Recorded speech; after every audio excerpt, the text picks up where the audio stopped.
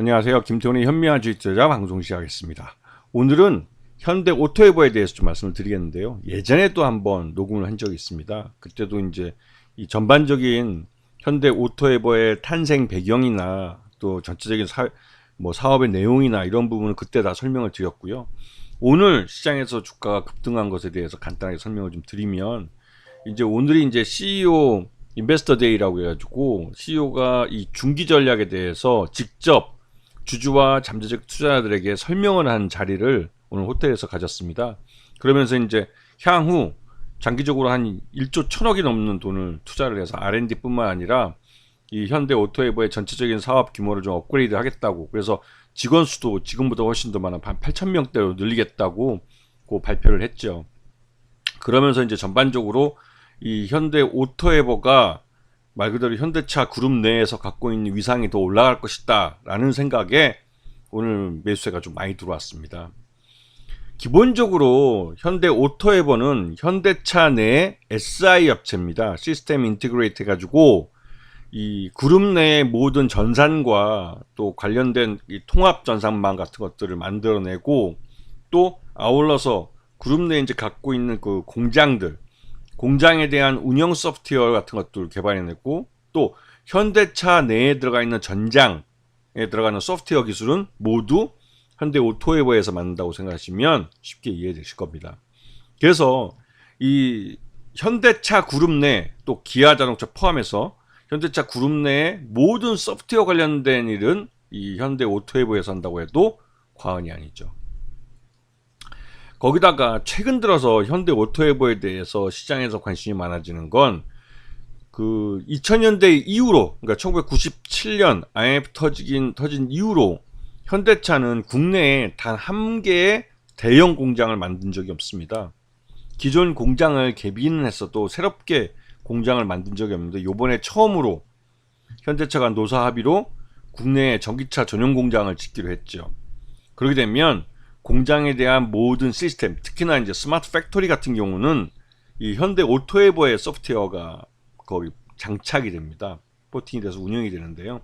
그러다 보면 그 소프트웨어를 교육하고 하는 데 들어가는 또 직원들도 많이 필요하고, 처음에 이런 그 스마트 팩토리를 만드는 데 들어가는 여러 가지 소프트웨어를 개발하는 데 또 인력도 필요하죠. 그래서 1조 1천억이라는 돈을 투자를 해서 직원도 한 8,000명까지 늘리겠다고 하는 겁니다. 이게 국내 스마트폰 공장뿐만 아니라 미국 조지아에 전기차 전용 공장을 만들고 있는 그 공장에도 적용되는 기술이에요.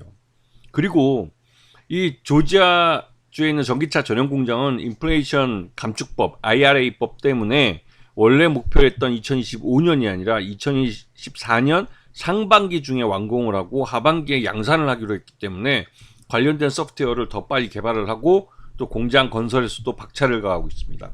그래서 이 현대 오토에버도 이 현대차 전기차 공장에 대한 스마트 팩토리에 대한 매출이 더 빨리 인식될 가능성이 높아진 거죠. 자, 올해 1분기 매출액은 작년과 비교했을 때 확실히 늘어난 게 보입니다. 영업이익도 늘고 있고 또 분기순이익도 늘고 있는 그런 모습을 보이고 있죠. 그리고 현대 오토에버의 가장 큰 특징은 최대주 쪽이 약 75%의 지분을 갖고 있고, 그 중에서 정의선 회장이 7.33%의 지분을 갖고 있는 회사로, 이 현대 오토에버는 고배당주이기도 합니다. 그래서 왜냐면 이게 그 그룹 내 내부 일감을 수익 계약으로 받는 부분도 있지만, 그렇게 해서 쌓은 이 수익을 고스란히 배당을 통해서 다시 돌려주죠. 그리고 정의선 회장도 이 관련된 배당을 고배당으로 받아가기 때문에 매년 한 150억 정도의 현금 흐름을 이 단일한 회사에서 가져가고 있습니다. 그 150억대 이제 배당을 받으시는 거죠. 그래서 이 지금 최대주 지분 75%는 더 이상 줄지는 않을 겁니다. 더 준다 할지라도 아마도 향후에는 자사주 취득과 소각 같은 걸 통해서 다시 또 지분을 높여놓을 가능성이 크죠. 네. 자, 그래서 이 회사는 현대오토에버는 실적만 좀 좋아진다는 게 딱 보이면 바로 품절주가 될 가능성이 높아요. 왜냐면 유통 가능 주식수가 25%밖에 안 되기 때문에 그 25%가 금세 소진될 가능성이 큽니다. 자, 그 2023년 1분기 실적 기준으로 봤을 때 적정 주가는 12만 원이에요. 작년 연말보다는 떨어졌습니다. 왜냐하면 1분기에 특징이 있는데 재작년 1분기에 그러니까 재작년 1분기 작년 1분기 대비해서 올해 1분기가 실적이 좋았다 할지라도 작년 1분기는 코로나 끝 무렵에 영향을 받는 그런 때이었고 지금은 이제 완전히 코로나도 벗어날 때이기 때문에 지금과 코로나 그 팬데믹 때하고를 비교하는 것 자체가 문제가 좀 있죠. 그런 면에서 늘어났다고 하지만 그 전에 2019년과 비교했을 때는 여전히 좀 현대오토에보의 수익성에 대해서는 내부 그 사업이 내부 수주하는 그룹 내에서 받는 거리 많기 때문에 솔직히 말씀드려서 공정거래위원회가 그 돋보기 들고 달려들면 이것도 압수수색 당하고 또 그 내부자 거래로 걸려들 가능성이 큰 그런 사업 구조를 갖고 있어요. 삼성 같은 경우는 삼성 SDS가 그 그룹 내 일감을 받더라도 이건 수의계약으로 받지 않고 경쟁 입찰로 받습니다. 형식적인 면에서 이 내부 거래를 한다 할지라도 그 경쟁이라는 것을 통해서 공정하게 선정된 걸로 모양을 갖추죠. 하지만 현대오토에버는 그런 면에서는 굉장히 좀 서툽니다. 현대차가 그런 부분에서 되게 서툰데 그러다 보니 이게 항상 그 내부 일감이 많다는 이유만으로 이 현대오토에버는 자기 자신만의 그 경쟁력에서는 좀 떨어져 보이는 그러니까 할인돼서 주가가 거래되는 그런 측면이 있습니다.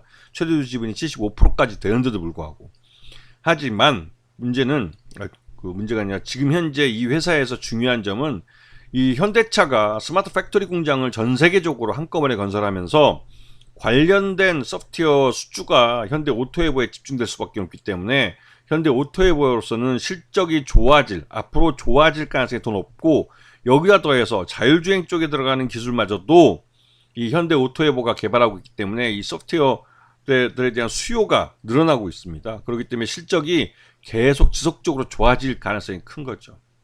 그래서 매출 1조 1,000억, 그러니까 그 1조 1,000억이라는 투자금을 투자한다 할지라도 수익이 날 가능성이 높다는 거죠. 그런 면에서 현대오토에버는 현대차 그룹 내에서 알짜배기 회사로 통합니다. 그리고 최근에 들어서 이제 그 아까 말씀드렸던 스마트 팩토리를 짓고 있기 때문에 그쪽 분야에서 또 매출이 발생하기 때문에 이런 그 매출이 꾸준히 늘어나는 그런 그 상향 곡선을 타고 있는 회사라는 점을 주의 있게 잘 보셔야 되는 거죠. 아시겠죠? 자, 오늘 방송 여기서 마치겠습니다. 감사합니다.